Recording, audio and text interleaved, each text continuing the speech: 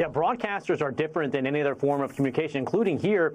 We're on cable right now. Fox News doesn't have an FCC license. CNN doesn't. But ABC, CBS, NBC, those broadcast stations do. And with that license comes a unique obligation to operate in the public interest. And over the years, the FCC walked away from enforcing that public interest obligation. I don't think we're better off as a country for it. But look, President Trump ran directly at these legacy broadcast outlets, and he exposed them to these market forces. And a lot of these affiliate groups said, to your point, we're tired of carrying this stuff. Late night shows, something's gone seriously awry there. They went from going for applause, from laugh lines to applause lines. They went from being court jesters that would make fun of everybody in power to being court clerics and enforcing a very narrow political ideology. We at the FCC are going to enforce the public interest obligation. If there's broadcasters out there that don't like it, they can turn their license into the FCC. But that's our job.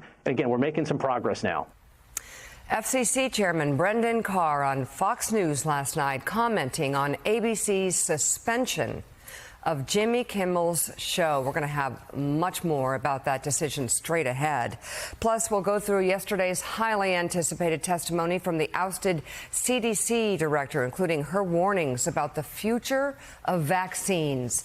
We'll get insight on that from Dr. Vin Gupta. Also ahead, we'll bring you the latest from London as the pomp and circumstance of President Trump's visit is finished, and he's set to hold meetings this morning with Prime Minister Keir Starmer. And we'll dig into the Fed's big decision on rate cuts. Morning Joe economic analyst Steve Ratner is here with his charts on that.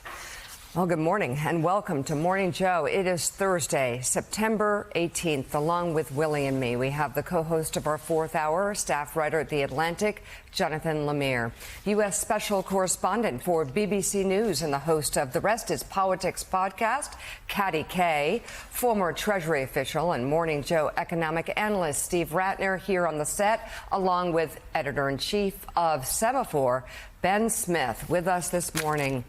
I think we dive right in. Disney-owned ABC pulling Jimmy Kimmel's late night show off the air indefinitely amid controversy over the host's recent comments about the fatal shooting of conservative activist Charlie Kirk.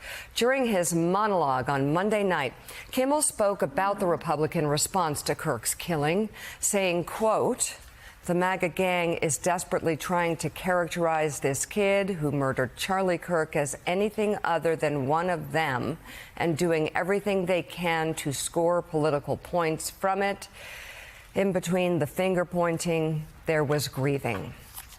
FCC Chairman Brendan Carr described those remarks yesterday as the sickest conduct possible, adding that the FCC could move to revoke ABC affiliate licenses as a punishment. Just a few hours later, the biggest owner of ABC-affiliated stations, Nexstar, announced it would preempt Jimmy Kimmel Live for the foreseeable future, citing Kimmel's comments about the killing of Kirk. Around the same time, Sinclair, which owns and operates 30 ABC stations, also announced it would no longer carry Kimmel's show. And a short time after that, a spokesman for ABC said in a statement that the late-night program will be preempted indefinitely, but did not explain the decision. President Trump praised the move on social media, posting in part, quote, "Congratulations to ABC for finally having the courage to do what had to be done." So, Willie, we're going to kind of go through. There are a lot of different facets to this story and a lot of questions. And there's a business facet to this story, just as there was with the Colbert story a couple months ago. We should note last month, Nexstar announced plans to acquire one of its rivals, Tegna, for $6.2 billion. That deal, expected to close in the second half of the next year, would require the FCC to relax the national ownership cap that limits how many stations one company can own in the United States. FCC Chairman Carr has suggested in the past he is willing to raise or eliminate that long-standing cap. If the deal goes through, it would further consolidate station ownership across the United States. Let's bring in Ben Smith. Ben, you've interviewed Brendan Carr a couple of months ago.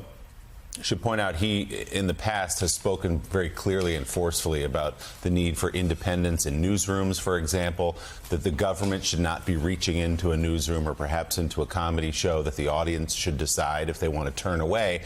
But here what we have is the chairman of the SEC going on a podcast yesterday saying we can do this the hard way or the easy way on a podcast. We saw this chain of events from Nexstar and then ABC, and then Brendan Carr congratulating Nexstar for having the courage to pull Jimmy Kimmel off the air. Yeah, and then when I talked to Carr in February at our Semaphore event in D.C., I was trying to sort of establish a bit of common ground in a way, and because I think one thing that historically Americans agree on is that the biggest threat to free speech is from the government, of whichever party. The First Amendment is written to restrain the government from cracking down on speech. And I sort of said to him, just to set up the conversation, don't you think, whatever else we're talking about, I think basically the thing that Americans mostly worry about is a government crackdown on speech? Don't you think people like you, or the regulators, are the people we should be most worried about? And he said no. He thinks, in his experience in the last few years, the biggest threat to speech was the big social media companies. And I do think there's a really deep shift in the way that people in the Trump administration, and honestly, based on their personal experience, right, starting with the president of getting thrown off social media platforms, I mean, the way they see speech is via their own experiences in the late 2010s, the early 2020s of fighting with social media platforms. And now they feel like, look, they did it to us, we're going to do it to them. Don't worry about so much about these legal details. Now, Will, I mentioned Brendan Carr. FCC Chairman Brendan Carr was named to the position by President Trump last year after rising through the ranks at the agency. He's long spoken out against government censorship and for the freedom of speech. In 2019, Carr posted on social media, quote, "Should the government censor speech it doesn't like?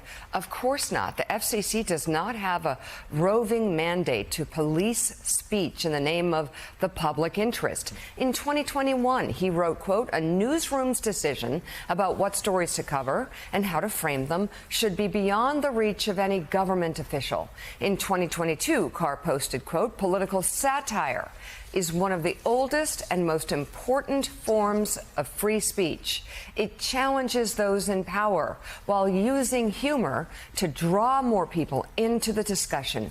That's why people in influential positions have always targeted it for censorship." In 2023, he said, quote, "Free speech is the counterweight. It is the check on government control. That is why censorship is the authoritarian's dream." And yet, here was Carr in an interview yesterday, right before ABC announced they were pulling Jimmy Kimmel Live off the air. When you look at the conduct that has taken place by Jimmy Kimmel, it appears to be some of the sickest conduct possible. Frankly, when you see stuff like this, I mean, look, we can do this the easy way or the hard way. These companies can find ways to change conduct, to take action, frankly, on Kimmel, or, there's going to be additional work for the FCC ahead. A very reasonable, minimal step that can be taken. I mean, obviously, look, there's calls for Kimmel to be fired. I think, you could certainly see a path forward for suspension over this. And again, the FCC is going to have remedies that we could look at.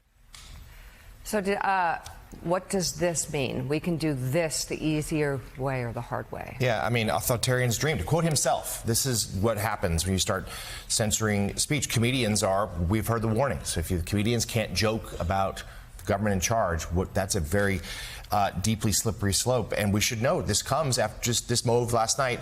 And Steve, we'll get to the business dealings in just a moment. But this comes after we heard from J.D. Vance and Stephen Miller and other members of the administration that they were going to use the Kirk assassination could be used as a pretense to crack down on opposition. And in the way that this president and his administration view opposition, that includes the media. That includes people on TV who they don't like. So, Steve, talk to us more, though, about the business aspects of this. We have seen a number of occasions of media companies buckling to pressure from President Trump, including ABC a couple times now, because of a deal that needs to get through. So it's free market versus free speech. Yeah, so look, broadcast companies have business in front of the FCC all the time. They have to get license renewals, they want to buy a station, they want to sell a station. The FCC is still a significant regulator, and therefore they respond to pressure. Now, obviously, every company in America is susceptible to pressure from Trump now. He's proven that he does not shirk from taking hostages and from punishing enemies and so forth. And so this is what you kind of almost expect. We saw in the case of Colbert, we don't really know the numbers around Kimmel. We saw in the case of Colbert, Paramount claiming they were actually losing money on Colbert. And so you could argue there's a business side of it. But this was clearly a response and a desire to avoid antagonizing the administration. You know, I've been around the FCC a pretty long time. When I was a media investment banker, I did a lot of deals that involved them. And while I was not around when, working anyway, when Nixon was president, Nixon was the only other president that I'm aware of in modern history who literally tried to use the FCC to punish his enemies and protect his friends. They threatened to take away FCC licenses, very much like what we're seeing under Trump. Katty Kay, your thoughts? What questions does this raise in your mind? No, I mean, one of the things that makes America different from many other Western democracies is this broad definition of free speech. We have, in Europe, many countries regulate hate speech. It's something that the government is allowed to do, and there are different definitions of it in different countries. What makes America exceptional is this very broad definition under the First Amendment that people have the right to say things that others find offensive or sick, as Carr has described it himself. But, Ben, going to you, there are things that the Trump administration has done that have been seen as an overreach and as a kind of over-expansion of executive privilege that have ended up in the courts. Where do you see this one going? What are the means that the broadcast companies have to fight back against this if they think that there is a legal case here? Yeah, I mean, I think the sort of genius of a lot of the Trump legal action is it's never going to wind up in the courts. And that these are companies that are so exposed to the federal government in so many different ways that they are just going to look for ways to settle, whether that's a payment or whether that's firing somebody. And I think, in particular, you have these weakened industries. Broadcast television is a dying industry, and it's been kind of rolled up by these companies that Willie mentioned before that you've never heard of. Nexstar, Tegna, these are sort of private equity-backed giants that are swallowing what used to be vibrant businesses but are now declining businesses that get managed by this kind of big company you've never heard of, who are all gradually collapsing together. And in that environment, they're very weak. They're going to do whatever the government wants. So, Ben, what is the chilling effect of all this, which is Colbert was obviously from day one critical of Donald Trump, Jimmy Kimmel critical of Donald Trump from the beginning. Is there a message being shot across the bow of anyone, not just in comedy and news and all over the place, that the Trump administration, use all these levers of power to go after you if you cross us? Yeah, I mean, I think the chilling effect is aimed mostly at the owners of these companies. I think there's a lot of talk, is the Trump administration going to go after individual journalists? They might. But what they've found is that they can bring pressure to bear on the owners of huge consolidated companies that threaten related interests. And I think, people through the ranks get a message, explicit or subtle, to tone it down. Well, this also comes just a couple days after President Trump sued the New York Times for $15 billion and did name a few reporters by name. So, I mean, but the difference is the New York Times, independent company. They can fight it. They can benefit from it in some ways. That Trump isn't going to say we can take away your television networks. That's no doubt there's the distinction there, but the broad theme remains the same. It is a push by the administration to punish those they don't like, using any power or lever of government that they have. J.D. Vance said on that podcast, if you hear someone say something ugly about Donald Trump, call their boss. Right. And that's on a low level. Somebody makes a tweet, and now on a very high level, ABC, they called ABC's boss, and Jimmy Kimmel was pulled off the air. And Ben, to your point, these bigger companies like ABC, they are exposed because they're in negotiation. They're dealing with the government as opposed to free from it and perhaps able to benefit from it. So this is a really interesting. What do you see potentially down the line as next, if there is a next? I mean, I think that you're going to, I think that every time you see one of these settlements, in whatever form it takes, the administration is saying, wow, this is really working. Let's look for more targets. Mm-hmm. We're going to revisit this throughout the show. Semaphores, Ben Smith, thank you very much for coming on this morning.